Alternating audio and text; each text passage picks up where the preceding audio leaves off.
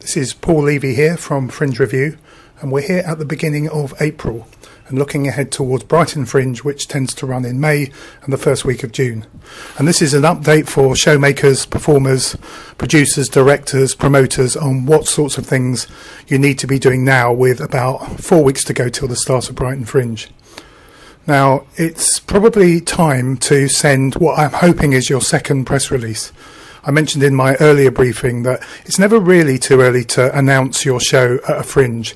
And I mentioned that some of the shows for the Edinburgh Fringe were 2019 were being announced to us last year before Christmas.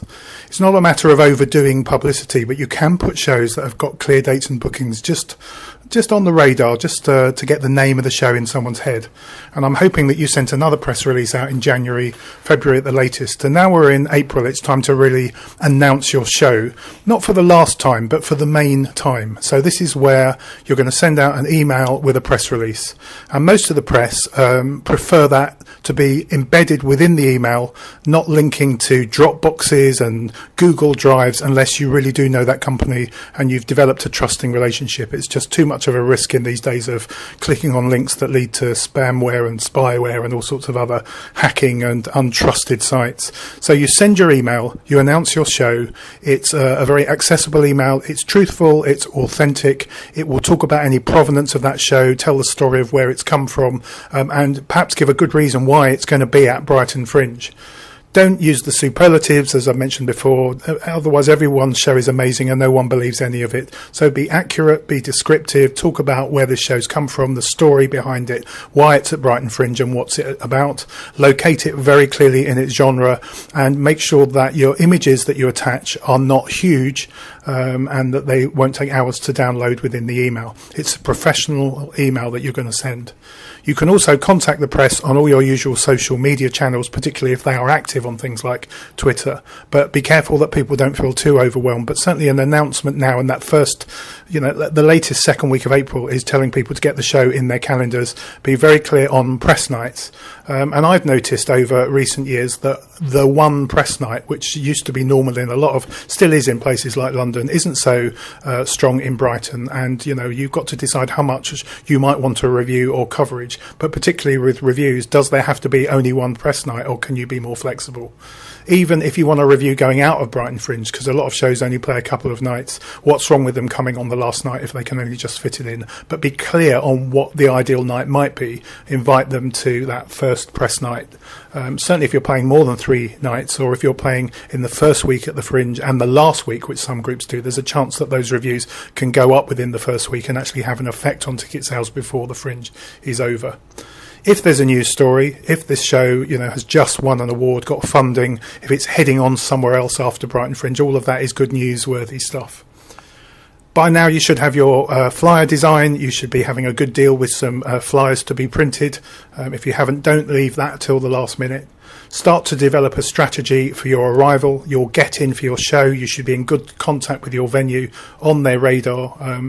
Have a plan for arriving this city, of getting to your accommodation if you're staying here. And even if you live here, start to look at when Fringe City, that weekend, every weekend where people can flyer on New Road, who's going to fly, how many flyers do you have, what's going to be your pitch, all the usual things. It's time to start thinking about that now at the beginning of April. The danger is that you go into this very willful, busy mode, and I would suggest you don't do that either. This busyness can actually overtake you, and you can end up where you end up doing too much, and it's not very productive.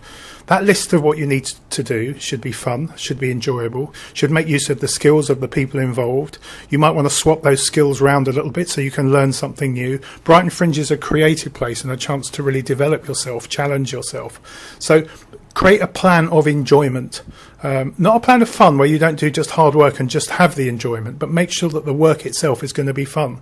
If you're looking with trepidation and a big sigh at having to flyer, well, try and find a way where you could actually enjoy that. Do that socially. Do that with other people. As I've said, swap the roles round.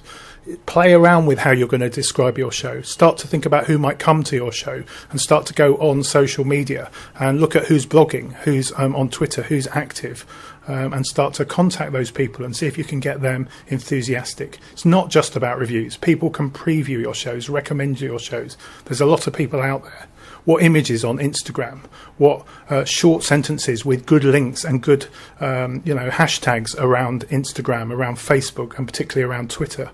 Start to think about the industry, who you want to invite to your show, who might book it, who might be interested in taking that further, venues and so on. You can get a lot of hope with the arts industry people at Brighton Fringe, and that's part of being a participant, is that you make full use of the services that are available. We're here at the beginning of April. The Fringe starts in a few weeks' time. This is the run-in month. This is the way that you build up. But build up in a way that you're not just copying everyone else. Think about unique words and phrases and ways of describing your work. I've said avoid the superlatives. I think that images are not just about that kind of image that's on your poster, but if you do have rehearsal shots that are really well taken, that give a sense of what kind of work this is going to be, if you're across different genres, if you're experimenting, share what you're trying to do. People are interested in that creativity. Quite a few shows are in the programme that have absolutely no press, and then I discover that they have got press, they just haven't put it in the limited number of words. And you do need to share with people, not just 5 stars this, 5 stars that, but good text of what people have said they liked about your show in the past. Particular reviewers, particular what we call pull quotes. It's not just the stars, it's the description. And almost paradoxically though, don't do words.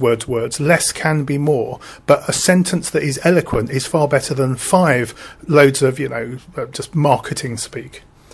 So, some headings: getting the marketing right, which is getting your show on the attention of people coming to see it, coming to review it.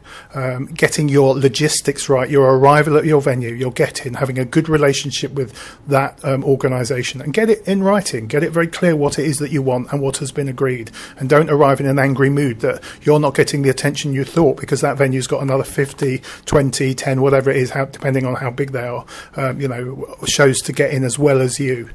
It's good to have a good relationship with your venue and your logistics. That's what it's all about. Get your budgeting right. Brighton is not a cheap city. If you're coming to stay here, you can get very irritated if you're spending your money away at the end of the first day. So again, check out where the good places are to hang out, something to eat, where you're staying, if you're staying there. And if you live in Brighton too, just be aware again that, serious Fringe work can be a party afterwards, but that party is not the main aim of it. It's you being a performer with whatever genre that you're in. You can probably tell from the pace of this particular blog that even I'm imagining it being really, really busy, and that is the kind of trap we can fall in. Working smarter, which is a bit of a cliche, but working less is more. Actually doing the minimum you need to do, but the smartest means the wisest stuff that you need to do, where you don't overlap with other people. You use the right communication methods.